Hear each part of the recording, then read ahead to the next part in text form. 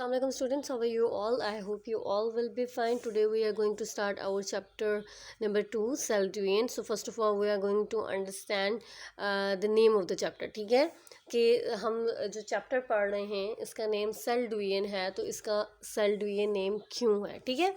सो हम देख लेते हैं। देखें सेल डिवीजन में हमारे पास क्या होते हैं कि एक हमारे पास सेल होता है, ठीक है। ये हमारे पास क्या है, सेल है, ठीक है। इस सेल के अंदर हमारे पास क्या है, ये हमारे पास है साइटोप्लाज्म, ठीक है। इस साइटोप्लाज्म के अंदर हमारे पास क्या है, न्यूक्लियस, ठीक है। ये सेल जो है ना डिवाइड हो जाता है फर्दर 2 सेल्स में, ठीक है। देखें जो लिविंग ऑर्गेनिज्म होते हैं ना उनमें सेल डिवीजन का प्रोसेस होता रहता है, ठीक है। उनके क्या होते हैं, सेल जो हैं वो डिवाइड हो रहे होते हैं, ठीक है। सो ये हमारे पास जब ये सेल डिवाइड होगा तो यहाँ पे सेम एज इट इज़ वैसे ही बनेगा। ये हमारे पास हो जाएगा न्यूक्लियस, ठीक है। ये हमारे पास है साइटोप्लाज्म, ठीक है। और जो दूसरा डॉटर सेल बनेगा, ठीक है, ये फर्दर हमारे पास 2 डॉटर सेल्स में डिवाइड हो जाएगा ना, तो ये हमारे पास क्या होगा, न्यूक्लियस, ठीक है। और ये भी हमारे पास क्या होगा, साइटोप्लाज्म, ठीक है। सो जो सेल जो पुराना सेल होता है ना उसको हम क्या बोलते हैं, पेरेंट सेल, ठीक है। जिस सेल ने डिवाइड होना होता है वो हमारे पास कौन सा सेल होता है, पेरेंट सेल, ओके। और जो सेल्स डिवीजन के प्रोसेस में प्रोड्यूस हो रहे होते हैं उनको हम क्या कहते हैं, डॉटर सेल, ठीक है। इन शॉर्ट कि जो हमारे पास पहला सेल था, ठीक है, ये सेल बाकी 2 सेल्स में जाके डिवाइड हो गया। तो जो हमारे पास फर्स्ट सेल था, ठीक है, ये हमारे पास कौन सा सेल हुआ, पेरेंट सेल, ठीक है। और जो ये 2 बाकी से सेल्स बने थे ये हमारे पास कौन से सेल हुए, डॉटर सेल, ठीक है। सो इसमें होता ये है कि जो आपके पास ये होता है ना साइटोप्लाज्म और जो न्यूक्लियस होता है, ठीक है, ये अपनी अमाउंट में डबल हो जाते हैं, ठीक है। ये साइटोप्लाज्म और न्यूक्लियस जो हैं ये डबल हो जाते हैं, डबल होके वो इक्वल अमाउंट में क्या हो जाते हैं, डिस्ट्रीब्यूट हो जाते हैं। ये सेल डिवीजन का प्रोसेस जो होता है ये डायरेक्टली तो होता नहीं है, ठीक है। इसके अंदर हमारे पास बहुत से स्टेजेस होते हैं, ठीक है।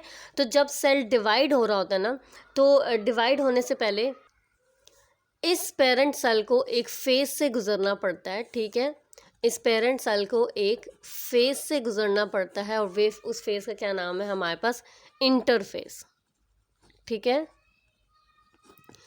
आपने ये पढ़ा था कि सेल जो है वो आगे 2 डॉटर सेल्स में डिवाइड हो जाता है, ठीक है। ये बात तो ट्रू है, लेकिन जो पेरेंट सेल होते हैं वो डायरेक्टली तो 2 सेल्स में डिवाइड तो नहीं होते ना, ठीक है। सो इन पेरेंट सेल को एक फेज से गुजरना पड़ता है और उस फेज को हम क्या कहते हैं, इंटरफेज।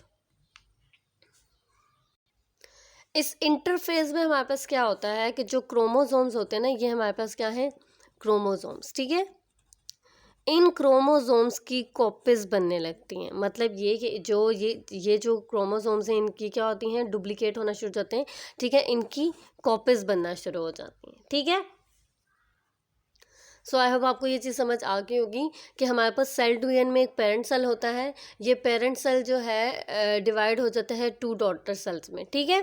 मतलब इसमें जितना इक्वल अमाउंट ऑफ साइटोप्लाज्म है इसमें भी उतने अमाउंट में साइटोप्लाज्म होता है, इसमें भी उतने अमाउंट में साइटोप्लाज्म होता है, ठीक है। ये जो न्यूक्लियस है जितना इसमें न्यूक्लियस की अमाउंट है उतनी इसमें भी होगी और इस सेल में होगी, ठीक है। बट ये पेरेंट सेल डायरेक्टली डिवाइड नहीं होता, इस पेरेंट सेल को एक फेज से गुजरना पड़ता है और वो फेज होता है हमारे पास इंटरफेज, ठीक है। इस इंटरफेज में होता ये है कि हमारे जो जो इंटरफेज में होता ये है कि जो सेल में क्रोमोसोम्स होते हैं वो डुप्लीकेट होना शुरू हो जाते हैं, मतलब ये कि वो क्या करते हैं, अपनी कॉपीज बनाना शुरू कर देते हैं, ठीक है। Copies of all chromosomes are develop, ठीक है। ये जो क्रोमोसोम्स थे ना ये इस पेरेंट सेल में थे, ठीक है। जब ये पेरेंट सेल इंटरफेज से गुजरा, ठीक है, तो इस इंटरफेज में क्या हुआ कि इस क्रोमोसोम की कॉपीज बनना शुरू हो गई और फिर वो क्रोमोसोम जो कॉपीज बन रही थी वो इन 2 डॉटर सेल के अंदर जो थी वो डेवलप हो गई थी प्रेजेंट थे उसके अंदर, ठीक है। ओके अब जो सेल डिवीजन का प्रोसेस होता है, ठीक है, इसमें 2 फेजेस होते हैं, ठीक है। एक हमारे पास होता है जिसको हम कहते हैं न्यूक्लियर डिवीजन, ठीक है, और एक हमारे पास होता है साइटोकाइनेसिस। ठीक है, न्यूक्लियर डिवीजन में क्या होता है कि न्यूक्लियस जो है वो डिवाइड होना स्टार्ट हो जाता है। ठीक है, और साइटोकाइनेसिस में क्या चीज़ डिवाइड होती है? साइटोप्लाज्म। ठीक है, जैसे मैंने अभी आपको यहाँ ऊपर बताया था, ठीक है, कि पेरेंट सेल के अंदर हमारे पास साइटोप्लाज्म होता है और न्यूक्लियस होता है। ठीक है, जब सेल की डिवीजन होती है, जब वो इंटरफेस के स्टेज से गुजरता है, तो हमारे पास ये दोनों चीज़ें भी तो डिवाइड होती हैं ना। ठीक है, तो मतलब ये कि इस पेरेंट सेल में साइटोप्लाज्म जो है वो भी डिवाइड हुआ। ठीक है, और न्यूक्लियस भी डिवाइड हुआ। ठीक है, तो जो हमारे पास न्यूक्लियस की डिवीजन जिसमें होती है उसको हम क्या कहते हैं? Nuclear division. और जब साइटोप्लाज्म की डिवीजन हो रही होती है तो उस प्रोसेस को हम क्या कहते हैं? उसमें क्या वो कौन सी हमारे पास डिवीजन होती है? साइटोकाइनेसिस। ठीक है, आई होप आपको ये चीज़ समझ आ गई होगी। मैं इसका ओवरव्यू आपको एक दफ़ा दे देती हूँ कि हमारे पास यहाँ पे पेरेंट सेल होता है। ये पेरेंट सेल, इस पेरेंट सेल के अंदर हमारे पास, ठीक है, पेरेंट सेल हो गया, जो भी सेल होगा, ठीक है, उस सेल के अंदर हमारे पास साइटोप्लाज्म होता है और न्यूक्लियस होता है। ठीक है, जब पेरेंट सेल डिवाइड होता है तो ये पेरेंट सेल 2 डॉटर सेल्स में डिवाइड हो जाता है। ठीक है, जितनी इसमें इस सेल में जितनी अमाउंट होती है ना साइटोप्लाज्म की और न्यूक्लियस की, ये डबल हो जाती है। ठीक है, डबल होके यहाँ पे वो इक्वल अमाउंट में क्या हो जाता है?